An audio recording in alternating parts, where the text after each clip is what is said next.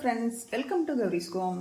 இன்றைக்கி நம்ம இந்த சமையல் வீடியோவில் என்ன சமையல் பார்க்க போகிறோம் அப்படின்னா பீட்ரூட் சட்னி தான் செய்ய போகிறோம். அதுக்கு முதல்ல 1 ஸ்பூன் கடலைப்பருப்பு எண்ணெய் ஊற்றாமையே வறுத்துக்கலாம். நீங்கள் எண்ணெய் ஊற்றி வறுக்கணுன்னா வறுத்துக்கலாம். நல்லா வறுத்துக்கணும். கடலைப்பருப்பு வறுத்துடுத்தாச்சு. இப்போ 2 ஸ்பூன் உளுந்தம்பருப்பு, தோல் உளுந்தம்பருப்பு நான் போட்டுருக்கிறேன். நீங்கள் சாதா உளுந்தம்பருப்பும் போட்டுக்கலாம், வெள்ளை உளுந்தம்பருப்பு. இப்போ உளுந்து வறுத்து மணம் வருது. இது கூட 2 வரமிளகாய் போட்டுக்கலாம். 4 வரமிளகாய் போட்டிருக்கிறேன். எனக்கு 4 போதும். உங்களுக்கு எக்ஸ்ட்ரா வேணால் காரத்துக்கு அந்த மாதிரி நீங்கள் போட்டுக்கோங்க.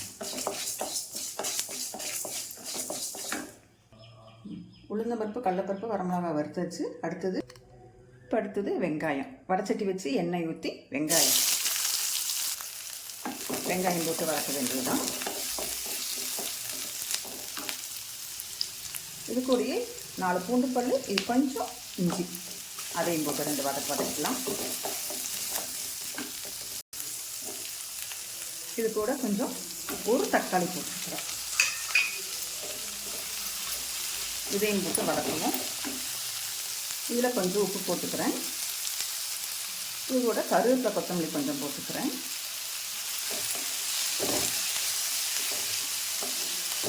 லைட்டாக வதக்கினா போதும், பச்சை வாசம் போனால் போதும், ரொம்ப வதக்கணுங்கிறது இல்லை. இப்போ இது கூட நான் ஒரு பீட்ரூட், ஒரு மீடியம் சைஸ் பீட்ரூட் துருவி வச்சுருக்கிறேன். அதையும் போட்டு நல்லா வதக்குவோம். பீட்ரூட் பச்சை வாசம் கொஞ்சம் அந்த லைட்டாக அந்த ஒரு வாசம் வரும் இல்லையா, அந்த வாசம் போகிற வரைக்கும் வதக்கிக்கலாம்.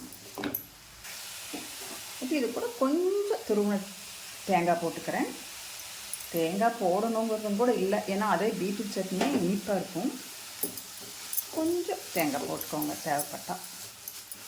நான் போட்டிருக்கிறேன். இப்போ வதங்கிடுச்சு. ஸ்டவ் ஆஃப் பண்ணிடலாம், ஆறட்டும், பார்ப்போம்.